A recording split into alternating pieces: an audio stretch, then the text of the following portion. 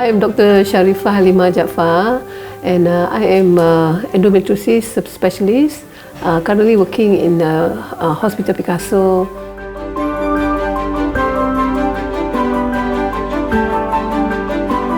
Robotic surgery, the advantage in gynecology, it has as compared to minimally invasive surgery, it has enhanced 3D visualization. So when we see in the 3D, and we can actually enhance it in multiple times. And then also the instrument that we use, it is wristed. So this is a robotic arm. So they have wristed something like this, So look at the end here, they actually wristed. So wrist, they have mean that the end here can move 360 degree. So we operate like as if we operate with our hands, right? So it's just like an open surgery, but it's a minimally invasive in the abdomen. So because of that, it is very precise. We can control it very well, and then it also reduces the tremor. Because sometimes the surgery very long, the robot actually can filter our tremor. So it's very precise, safe, and you have a better outcome.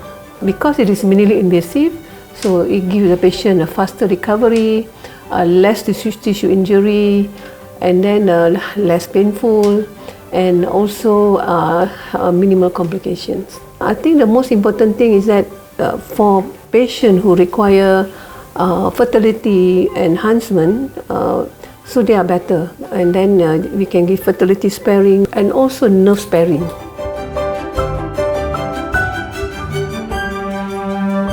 Robotic are far more advantageous as compared to minimally invasive. So according to the studies, most of our patients, they feel less painful. And then of course, both also has a shorter hospital stay. Usually it requires just 1 day after the surgery, the next day, so they can go home. And then not only that, they can return to activity faster, not just going back to work, but in their everyday to-day living, their house chores, and so they can actually perform it so much earlier.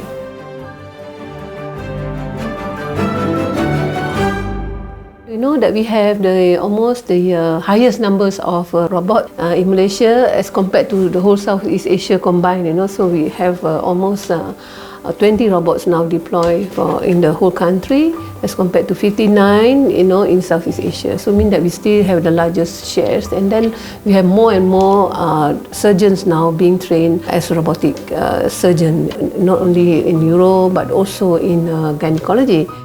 Right now in Malaysia, in fact in Southeast Asia, the training is still very industrial-led training. So we have not got actually a common pathway for training robotic surgery. So very much industrial-led.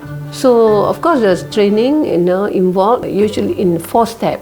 So of course the first step will be observation, and then after that they need to learn about that robot system itself, right? So where they need to do a lot of simulation-based learning on the robot. So after they have passed this, the simulation, the coordination, by the industry, and they go for the lab training. So then they will go for the actual patients. So when the actual patient, they need to be proctored. So it means they have to be proctored by the experts in the robotic, so to do the actual patient, and that also required a certain number before they can be allowed or maybe passed to do on the patient independently. It will take time, it can be up to 3 months, it can be up to 6 months to some people, but some people can be even earlier.